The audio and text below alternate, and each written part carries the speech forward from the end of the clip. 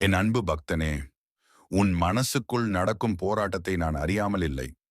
வெளியில் நீ சிரித்துக் கொண்டிருந்தாலும் உள்ளத்தில் ஒரு அமைதியான கண்ணீர் ஓடிக்கொண்டிருக்கிறது என்பதை நான் பார்க்கிறேன். நீ பேசாமல் தாங்கிக் கொள்கிற வலியும் எனக்கு தெரியும்.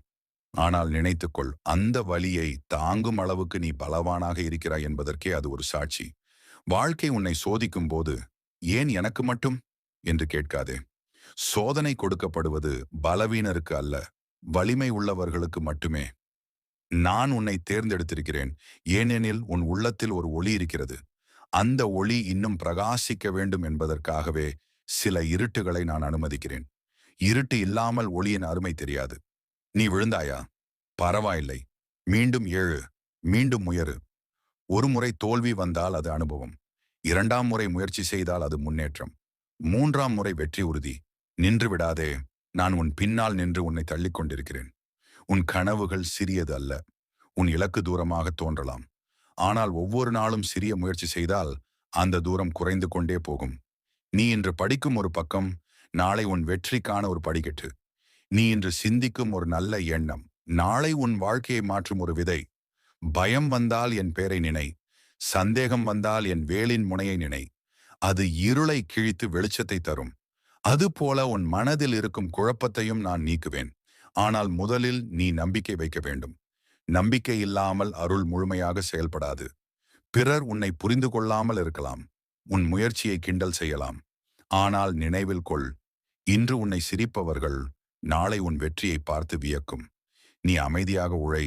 சத்தம் வெற்றிக்கு முன் வராது. வெற்றி வந்த பிறகே சத்தம் வரும். உன் மனதை சுத்தமாக வைத்துக்கொள்.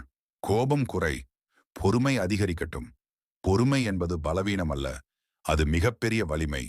நீ பொறுமையாக இருந்தால் நேரம் உன் பக்கம் திரும்பும். நேரம் என்பது என் கருவி. நான் சரியான தருணத்தில் சரியான கதவை திறப்பேன். உன் குடும்பத்திற்காக, உன் கனவிற்காக, உன் எதிர்காலத்திற்காக நீ போராடு. களைப்பு வந்தாலும் நின்று விடாதே. ஓய்வேடு, ஆனால் கைவிடாதே. ஒவ்வொரு விடியலும் ஒரு புதிய வாய்ப்பு. நேற்று நடந்த தவறுகளை இன்று சரி செய்ய ஒரு சந்தர்ப்பம். நீ தனியாக நடக்கிறாய் என்று நினைக்கும் பாதையில் கூட நான் உன் நிழலாக இருக்கிறேன். நீ அழைக்கும் முன்பே நான் கேட்கிறேன். நீ கேட்கும் முன்பே நான் திட்டமிடுகிறேன்.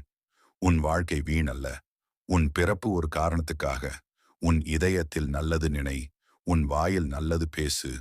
உன் கையில் நல்லது செய். அப்போதுதான் என் அருள் முழுமையாக உன்னை சூழும். கஷ்டம் என்பது ஒரு அத்தியாயம் மட்டும். அது முழு புத்தகம் அல்ல. உன் வாழ்க்கை இன்னும் பல அழகான அத்தியாயங்களை எழுத காத்திருக்கிறது. அந்த கதையின் நாயகன் நீதான். நான் உன் வழிகாட்டி. என் பக்தனே, நிமிர்ந்து நில். கண்ணீர் துடைத்து முன்னேறு. நம்பிக்கை பிடித்து விடாமல் இரு. நான் உன் உள்ளத்தில் இருக்கும் தைரியம். நான் உன் பாதையில் இருக்கும் ஒளி. நான் உன் வெற்றியின் பின்னால் இருக்கும் சக்தி. நீ வெற்றி பெறுவது உறுதி. அது நேரத்தின் கேள்வி மட்டுமே.